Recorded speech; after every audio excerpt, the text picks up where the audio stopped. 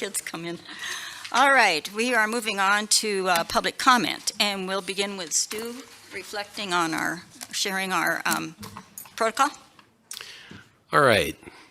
Because the board wants to hear the viewpoints of the public and also needs to conduct its business in an orderly and efficient manner, it will schedule time during its regular board meetings for brief comments and questions from the public. The board will set a time for public participation prior to the business portion of the meeting. The time for each speaker will be limited to 3 minutes, and each individual will only be recognized once. If there's a large number of speakers, the board may elect to take comments for 1 hour before the business meeting and conclude public comment after the business meeting. Public comments and questions at a regular meeting may deal with any topic related to the board's conduct of the schools. Speakers may offer such criticism of school operations and programs as concern them, but are encouraged to exercise their speech rights responsibly. Personnel matters will be discussed in executive session. Thank you, Stu. And I'm going to turn the next part over to Dawn to run the timer. You'll have 3 minutes. I'll turn the green light on when you start. The yellow light will come on at 30 seconds, and that's your sign to wrap up. And then red light and a sound will come on at the 3-minute mark.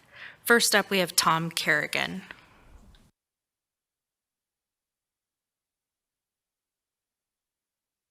Good evening. Tom Kerrigan, 3477 Rhea Drive, Loveland, 80537. My wife and I, Corey and I, moved to Loveland in 2006, and we've had an exciting journey. Wanted to update the board on some of the things going on with Kidspak. Believe it or not, we're in our 13th year, and we started out in 2009 serving just 3 elementary schools and 34 kids. And here we are this week serving over 600 students. As Dr. Schaefer so eloquently said, we have a clear hunger program that we need to address in our school district. And I lead 13 incredible volunteers, and they all carry their workload each week, whether it's public relations or whether it's buying food literally by the pallet and by the truck full, especially since COVID hit. So as you probably heard, tomorrow night we're having a celebration at the Forge, which has been our home since May of 2021, celebrating 1 million meals to Thompson students. As you know, we go to all 40 sites from early childhood through high school. We are working diligently with middle and high school leaders to try and get those numbers up, because we know it's a quite sensitive situation, but we have some new ideas this year that we're working on. We've worked hard in the recent years to build relationships with businesses that can assist Kidspak in carrying out its mission. I'm pleased to report that on Monday we received word from Safeway stores that they again will ask Kidspak to do the distribution of the holiday gift cards. Last year, an unprecedented donation of $48,000 to the 3 stores meant that Thompson families received over 950 gift cards to have a holiday dinner. This was a change from previous where they were giving out a holiday dinner. Well, this gift card allows them to create their dinner, and it's just a welcome change. So we will again be doing that here in November and December. Also, I want to thank Dr. Schaefer, his timely response when I have a question, and Mike Hausman for some guidance and questions and things like that. I hope we'll see you tomorrow night at the celebration. Congressman Goose and our commissioners will be there, and many, many staff from TSD. So come and have a cheesecake with us. Thank you. Thank you, Tom. We look forward to it tomorrow night. Next, we have Kane Young.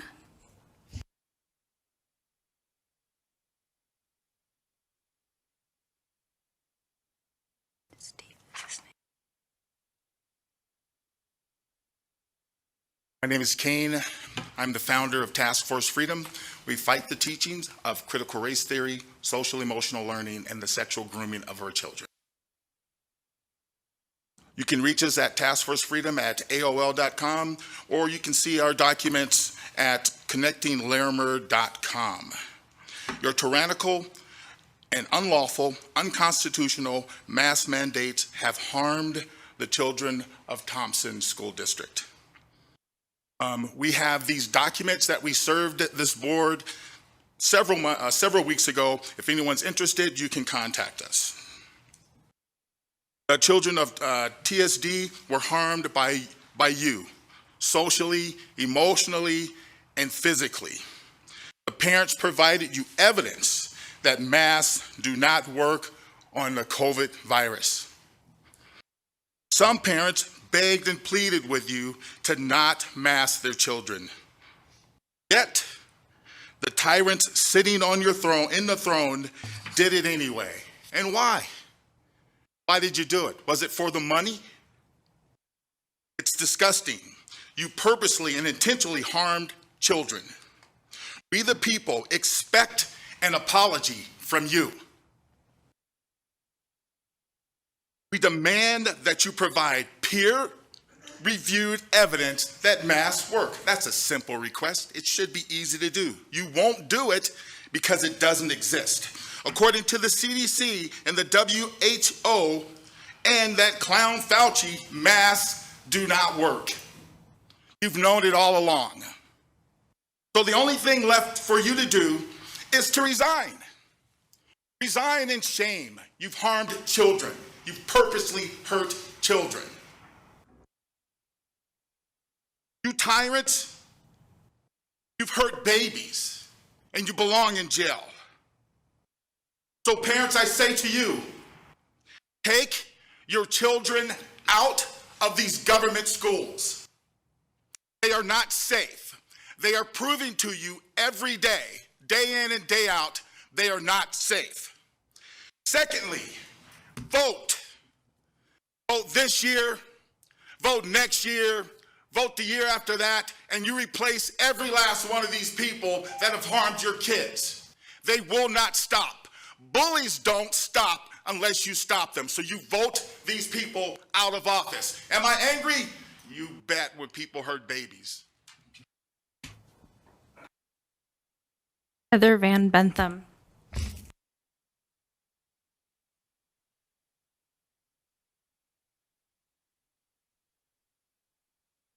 Good evening, Heather Van Bentham Berthoud. Continuing our Healthy Kids Colorado survey discussion today about results.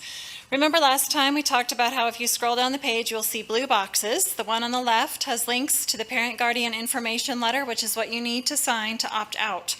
There are also links to the 2021 surveys called Instruments, one each for middle and high schoolers.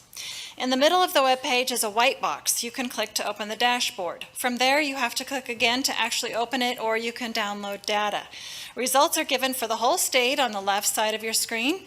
The right side has a map of Colorado. You can click on regions to see those results populate under the map. Larimer County is Region 2.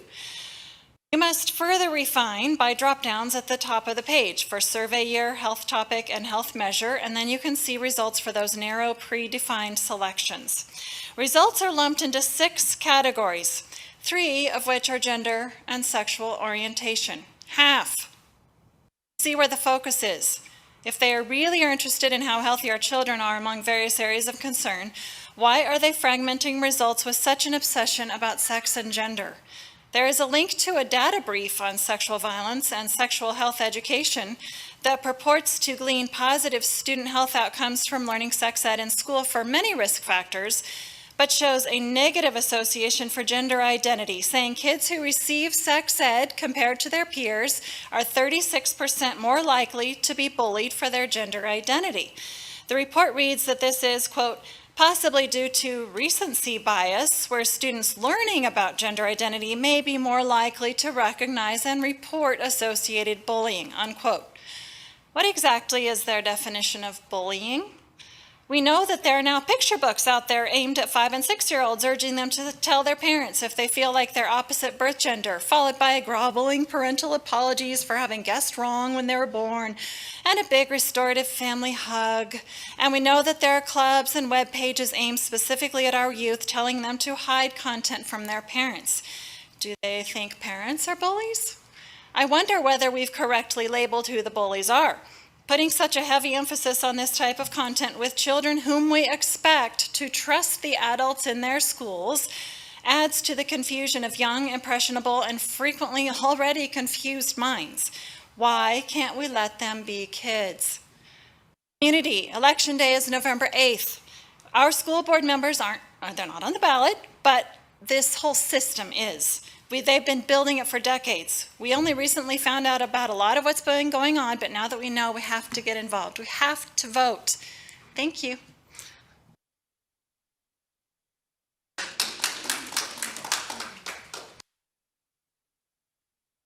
I believe we have four call-in comments.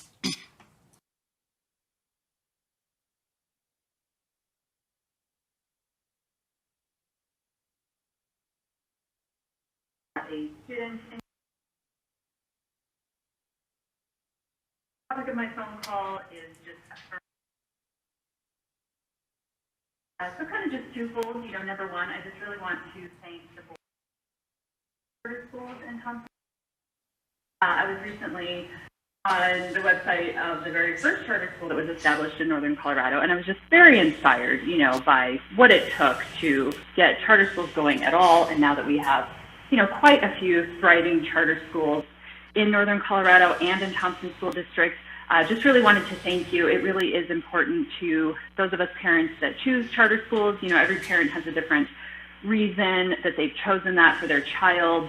That's up to the parents and their families. So we all have unique reasons, but, for a lot of us, it does make the difference between our child thriving in school and not thriving in school. For these various reasons. So just thank you so much for affirming school choice and affirming, further than school choice, also the choice of charter schools, because it is very, very important to those of us parents who do take advantage of that option. So thank you. And then number two, just kind of on the school choice topic, it is just, keeping in mind that, every charter school has its own board that makes decisions about curriculum and programs, as you well know. And that really is important to us as parents as we're choosing to put our child in a charter school. There's been certain laws passed at a state level that have challenged at times the charter school's ability to have the level of autonomy with their board and curriculum and programs that they want to choose.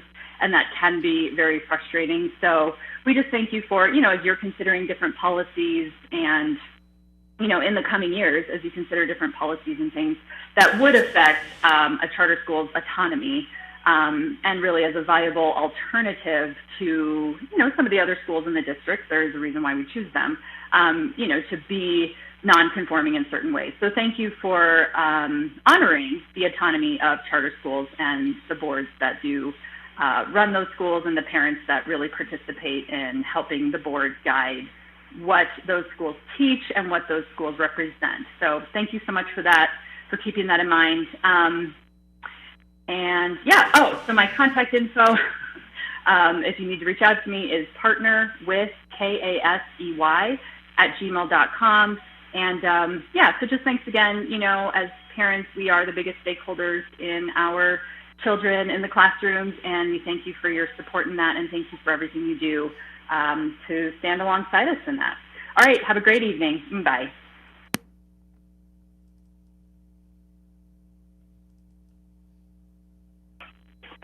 Hello, my name is Elizabeth Newton. My address is 517 East Toby Road, Fort Collins, and my phone number is 970-317-7199. I'm worried about the attacks on our school board. So therefore, I am here again calling today to show you my support. I have a Master's of Education with an emphasis on adult learning from Regis University. I learned about culturally responsive teaching, CRT, in my degree program. In my job, I practiced it in my classroom. Over the past few decades, students, their experiences, upbringings, and backgrounds have changed. Classrooms now reflect families of varying races, cultures, and socioeconomic statuses. I know that right now that acronym, CRT, in association with equity and inclusion policies, is not what some people believe it is. For those on the board who are not or have not been teachers, this is a pedagogy that uses students' customs, characteristics, experiences, and perspectives as tools for better classroom instruction. So what does this look like then in practice? For example, using traditional teaching methods, teacher may default to teaching literature by widely accepted classic authors such as William Shakespeare and Charles Dickens that adhere to widely accepted interpretations of the text. Culturally responsive teaching, on the other hand, acknowledges that there's nothing wrong with traditional text, but strives to include literature from other cultures, parts of the world, and by diverse authors. It also focuses on helping draw students into the content using their past and lived experiences. So therefore, perhaps a teacher would choose a book that tells the story of a child of a migrant worker because some of their students come from an agricultural background. Using culturally responsive teaching, CRT, students see themselves in some of what they're reading and not just the white Western world. The learning is more experimental and more hands-on. Teachers are showing students a worldwide, multicultural community and looking for different interpretations while relating it to what it means for society today. As we know, CRT, culturally responsive teaching, in the TSD equity and inclusion policies is an important and critical component. I am proud to be a member of the TSD community who is always striving to educate children to be successful in managing the world as it is today. Thank you.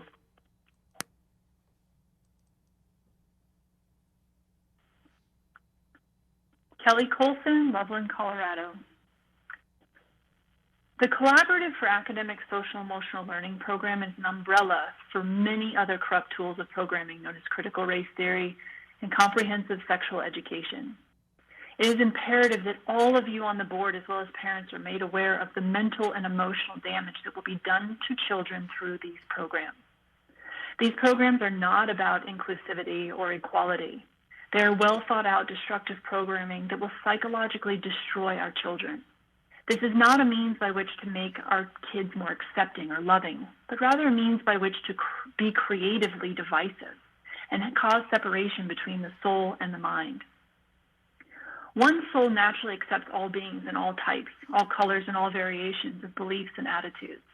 These programs make certain that this natural-born godly acceptance will be voided and replaced with judgment and obedience of thought. These programs do not embrace your children's independence, but rather formulate them to all think the same, react the same, judge the same, and see life all the same. Where's the truth in this? Where is the value in this? Could it be to formulate a working class that follows the corrupt nature of the new and upcoming economic push? If you know of Maoism and you know of the Red Guard, you will understand what is coming for your children. I talk to each of you on the board and I ask, is this really in the best interest of our children and our future? You know the answer is no. To make submissive followers to do as they are told by the evil, corrupt controllers? Or is it in their best interest to follow the light, to follow their truth and their natural-born ways of loving all in one nation under God?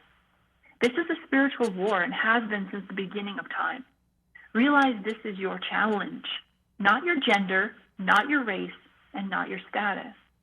Ephesians 6:12 says, "For we wrestle not against flesh and blood, but against principalities, against powers, against the rulers of the darkness of this world, against spiritual wickedness in high places." If you want to reach me, Kelly Colson 1416@gmail.com.